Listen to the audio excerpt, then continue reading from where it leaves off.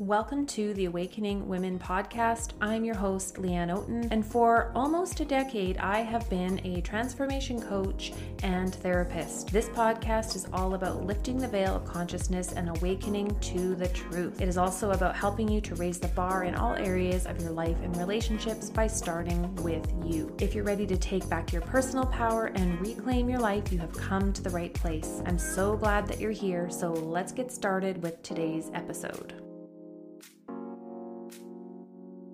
All right, in this episode, we're going to chat over 4 mistakes or 4 areas that I see so many women struggling and floundering with when they are experiencing narcissistic abuse in their primary relationship.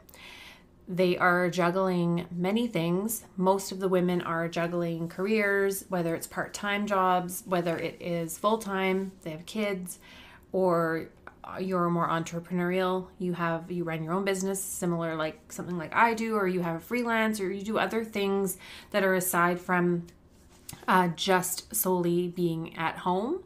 And you're also raising kids oftentimes. So it doesn't mean that every single woman that's listening to this podcast falls into that category, but for the majority of women that I have worked with over the years, you fall into something very similar to that scenario.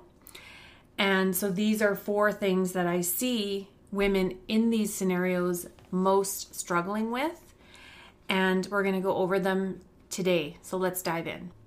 So the first thing that I see women struggling with is just exactly this, the just leave pressure. And you're going to hear everyone else say, if you are experiencing gaslighting and manipulation and lying and all the things of narcissistic abuse. This is aside from physical abuse. I'm not talking about that in this scenario. That is always one scenario where, yes, you should be packing up your stuff and getting your kids out of danger if you're dealing with a especially volatile, violent person. That does not minimize the effects of psychological emotional abuse. I always feel like I have to add that disclaimer in here so that we know what we're talking about, that I am not condoning staying in a relationship. I'm also not saying to stay in one that is abusive in other ways, because it's not less harmful. But what happens, and this is where I come in, and this is exactly what I do with women, is I help them while they're in it to build themselves up to get to the clarity and the strength and the foundations and the plan and the strategy to safely and successfully get out in an empowered way. So that's what we're talking about here in this conversation. But every single one of you is I shouldn't say every single one of you. Some women listen that are out of the relationship. I know that. But if you're in the relationship, the biggest struggle is that you're trying to force a decision. And so you're sitting in this struggleville of, I need to make a decision. What do I do? What do I do? And you stay in this limbo of back and forth.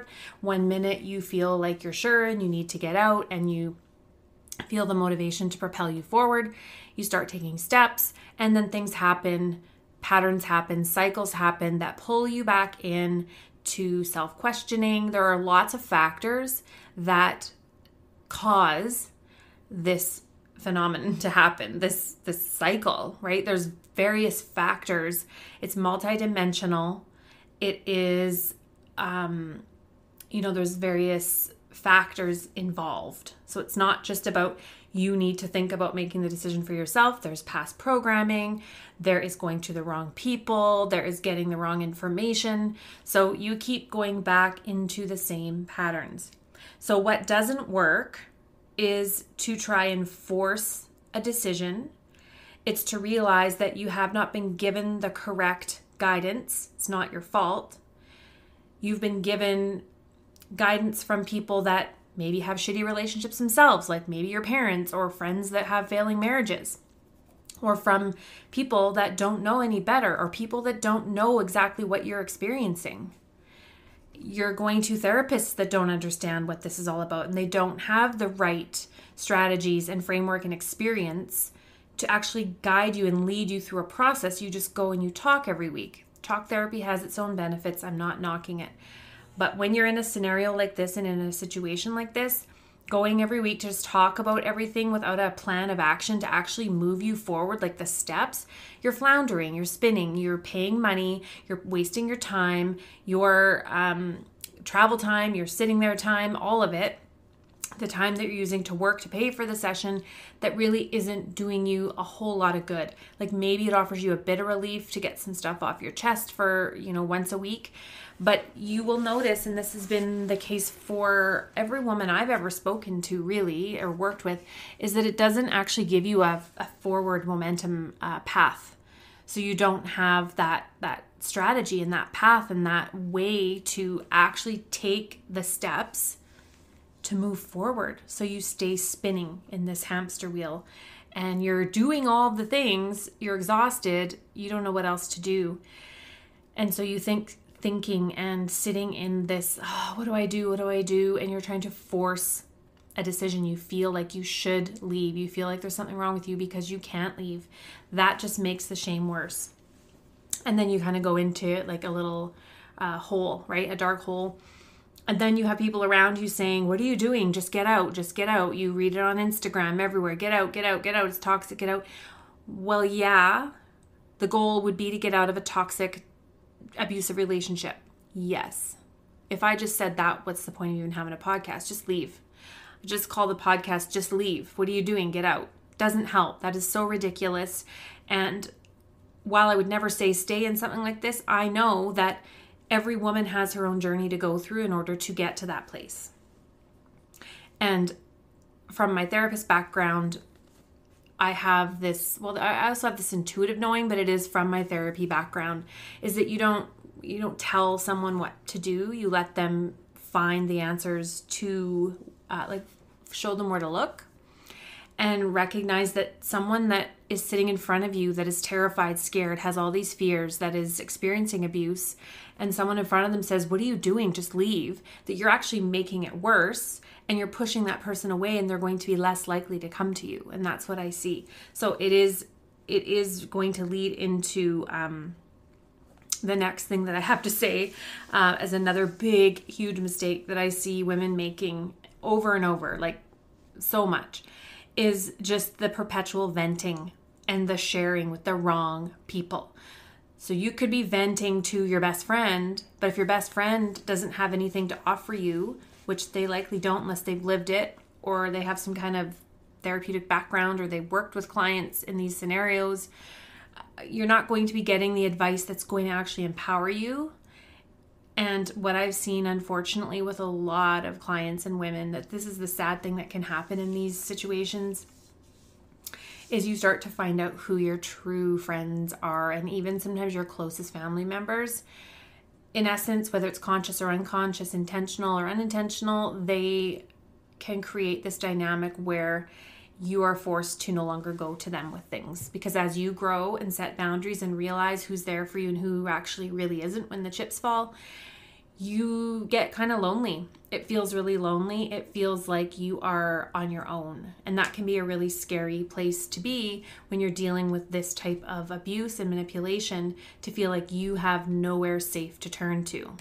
So the second one is women who are in these relationships, they go to the wrong people and they spend way too much time just venting and complaining and going in Facebook groups and writing these long drawn out posts. I see it all over the place. It's going to the wrong people. It's regurgitating the same stories. It's telling the same stories over and over and over and over and over to anyone who will listen. So number one, if you do have true friends and family that have your back, you're going to burn them out. They're going to get tired of hearing about it, because unfortunately, being in these relationships is really hard to see your way out of it on your own. And you keep bumping up against the same patterns, and it gets tiring from the other standpoint, right? As people will get tired, no matter how much they care about you, they're going to get tired of hearing the same thing. They're going to have a hard time seeing you in this scenario, right? So you need to take ownership, get empowered, and get the right support so that you are no longer taxing those relationships. And it is important to have the right kind of support, like professional support, someone that you're actually investing in yourself, that you can go to with this stuff and actually work through it, instead of just sitting there venting and staying stuck in that victim-y place, that powerlessness, that state of feeling like you can't do anything to change your situation. and you keep going to the same people thinking you're going to get something different, and usually you end up getting the same responses. And so this just perpetuates the cycle. So the way out of the venting is to get empowered, to start taking different actions and get the right support. The third one is reading more books. You're reading relationship books and self-help books and audio books and podcasts about relationships, but relationships take two people to work on them. So if you're reading all the books about communication and, the love languages and all these things, those are great tools if both people are open to learning from them.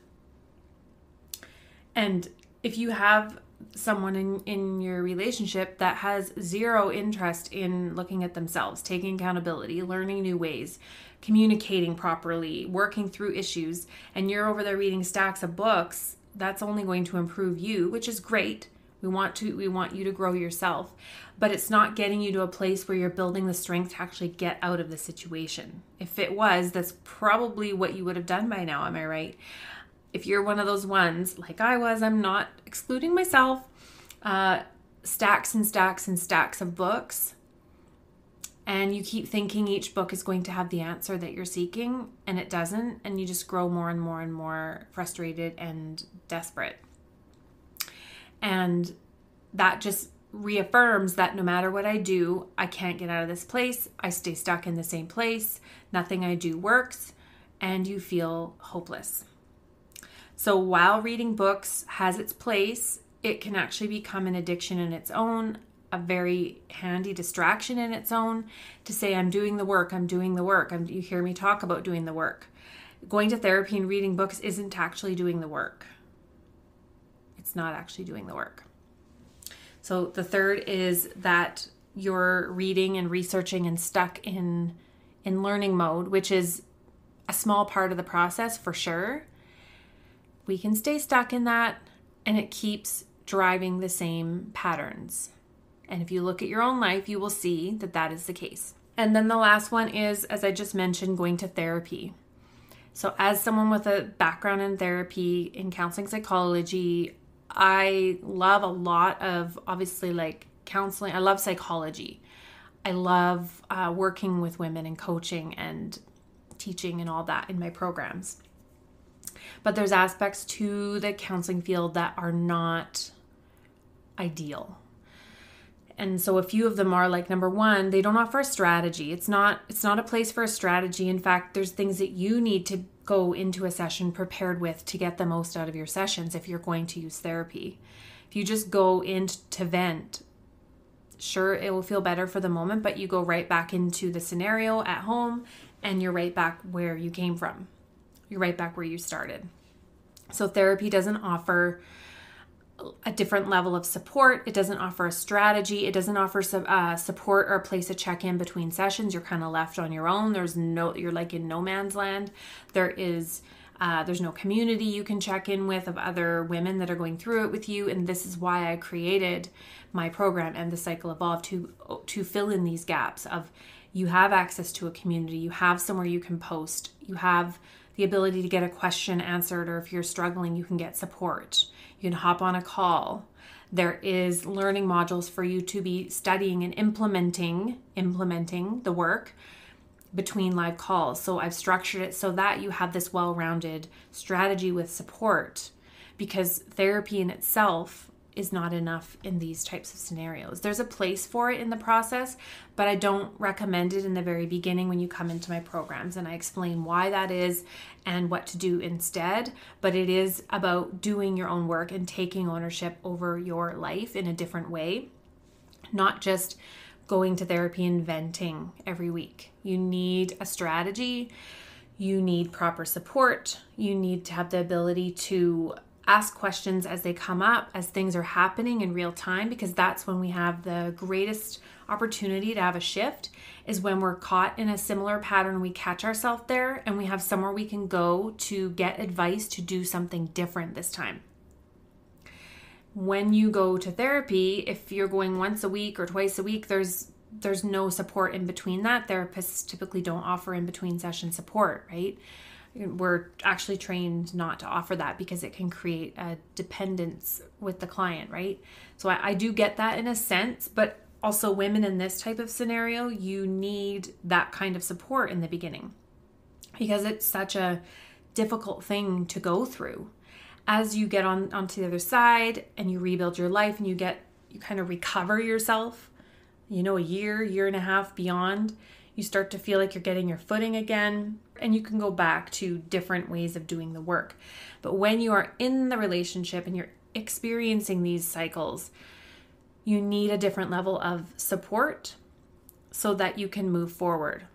So the time to actually reach out and get support is in the moment when you're feeling the need or when you're feeling yourself caught in old patterns. So this is where just going to therapy doesn't work. And this also is assuming that the therapist does not know anything about narcissistic abuse, the gaslighting and the cycles and the covert stuff that goes on. This is assuming they don't have that because most of them don't unless they've lived it. It's not something like we're taught. There's a very, very basic glossed over version of personality disorders when you are trained as a counselor and social worker or whatever. It's touched on, but it's through the diagnostic manual. Here's your checklist. Well, most of it doesn't make any sense. Like, oh, grandiosity, and they think they're wonderful. No, it's not just that. It's a different type of abuse that leaves you feeling like you're going crazy.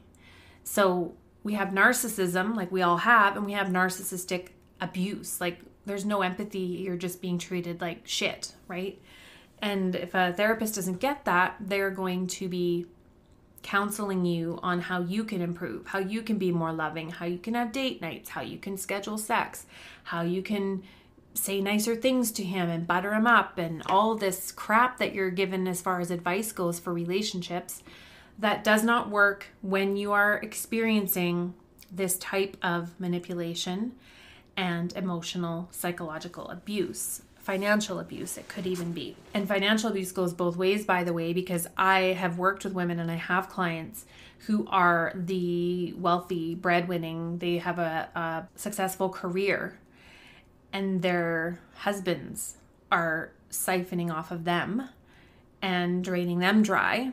And they're trying to keep their careers going, to keep everything afloat while they're living in an abusive relationship with someone who is constantly undermining them at every turn. So your health is going down the drain, your capacity to focus goes down the drain, and then your livelihood starts to go down the drain. And then where will you be, right? So these are realities.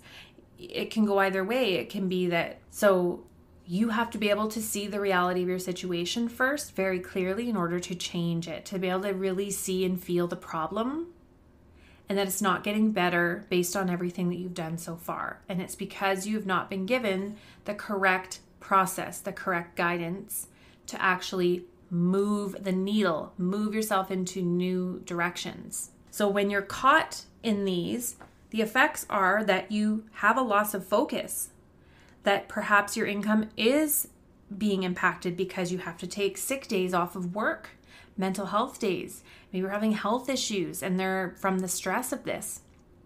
And you're not seeing that. If not, check out some of the episodes I have here on the Mind-Body Connection.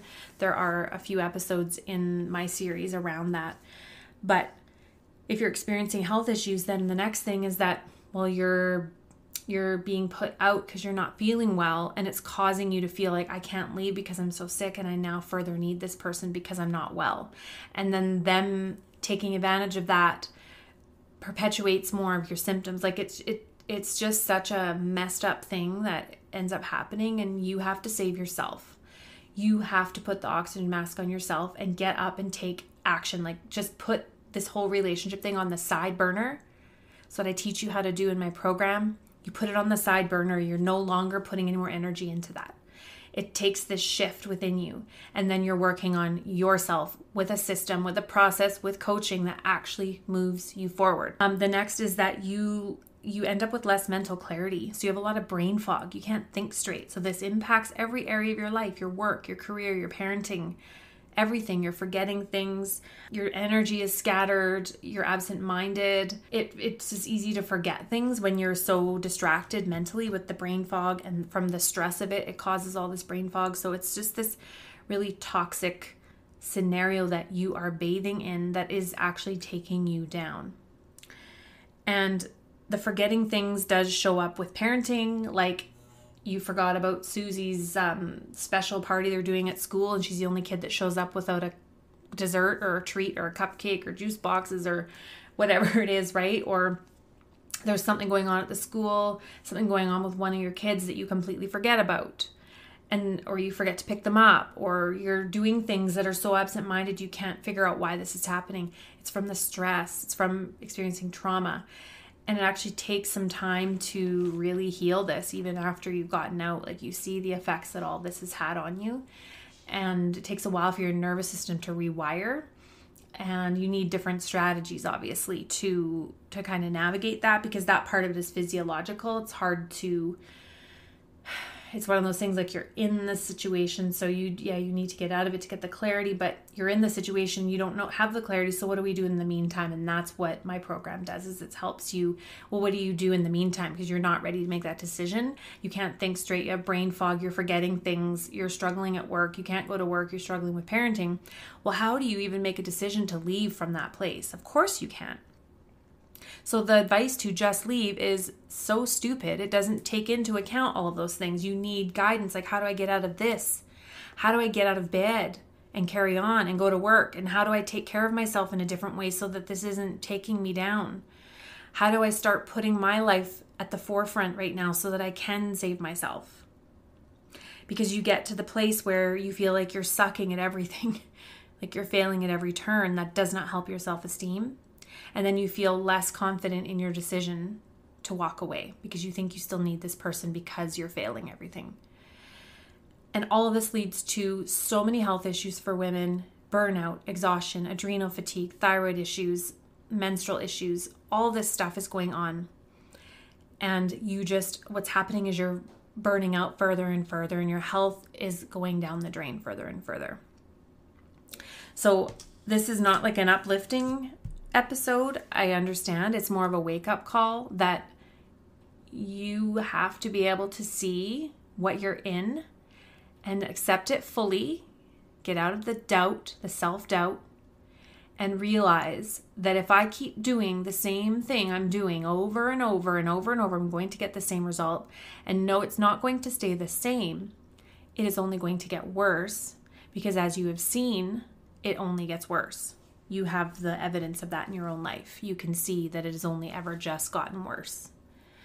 It doesn't stay the same. It's like health issues. If you ignore health issues, the root of the health issues, they're not going to stay the same. They're going to get worse. And then different health issues will crop up as a result of that imbalance that has not been dealt with. And that's like this type of living in this type of relationship. You have to deal with yourself. You need to put the relationship on a shelf. Put your partner on a shelf and what he's doing and not doing. And you take that energy and you do your own work and you get the support that you need.